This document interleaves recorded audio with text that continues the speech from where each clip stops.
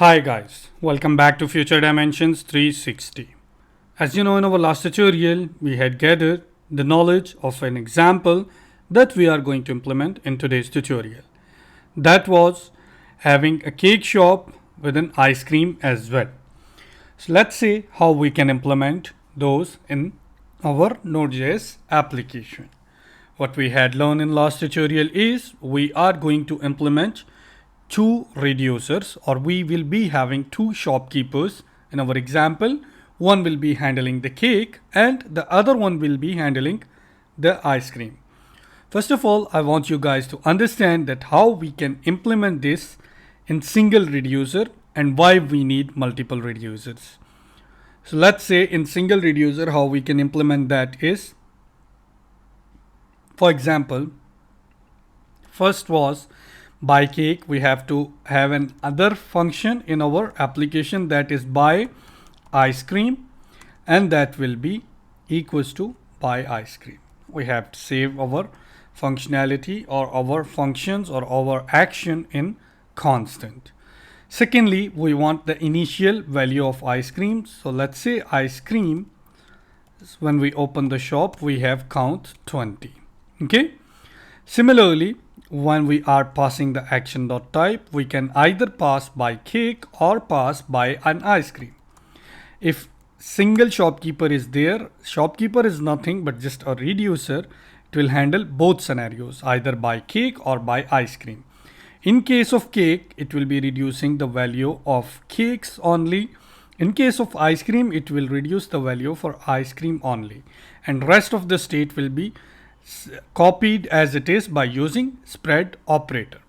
So let's move forward and try to copy our dispatch function 2 times more, and let's remove this from the down, and let's say 2 times we had purchased, 3 times we purchased ice cream, and 2 times we will purchase ice cream, and 3 times we will purchase cake. Let's hit save and let's open up our terminal and we will see how it looks like. Sudo npm start, and once we will be hitting up save, it will look like this. You can see the initial state, our cakes are 10, our ice creams are 10 as well. Once we buy a cake, our cake value decremented to 9 and ice creams are still 20. Another time we buy cake, the cake value turned to 8 and ice cream is still 20. Then we are moving down to what number of cakes. Ice cream value is still 20 and cakes are 7. We move down to our ice cream. We had purchased an ice cream, but you can say the number of cake value is updated. That's our mistake. We have to update ice cream, not cake. So we have to return updated value in ice cream key. Let's run it again and you can see now first 3 times our cake value decremented, and then our cake value returns the same, but our ice cream is decrementing last 2 times. So our stock of ice cream is going down twice in the last 2 calls, and the first 3 calls our cake stock is going down. Let's say we have to have 2 shopkeeper in our shop. Why we need that? Because you can see we are using a switch case here. If we have more than 100 items in a shop to sell, so what this switch statement will look like? It will look like too complex and it will be very difficult to track all those 100 items in a single reducer. So for making it simpler, scalable and easier, it's recommended you can say to make your reducer separately according to your action.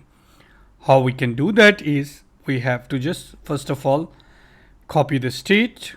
What we need in the state, we want to create both states separately, number of cake and number of ice cream.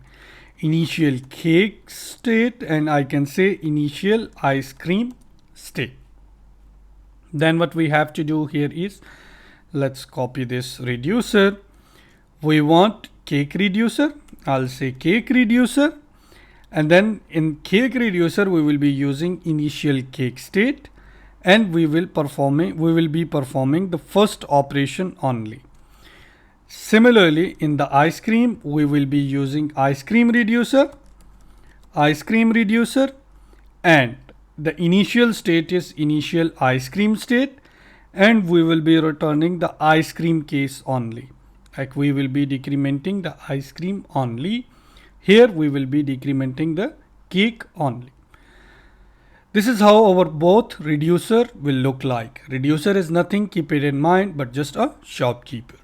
Keep it in mind, reducer is nothing but just a shopkeeper in our example. If we have 5, we can keep 5 shopkeepers or 5 reducers. Now here there is a problem. Our create store method will accept a single reducer only. How we can attach multiple reducer to our cake shop application? Let's see in the coming video. I want you guys to understand until now here in detail. In case of any question, in case of any query, you can comment us and you can reach us to our mailbox. Stay tuned. In the coming video, we will be learning how to combine multiple reducer. Until then, take care. Goodbye.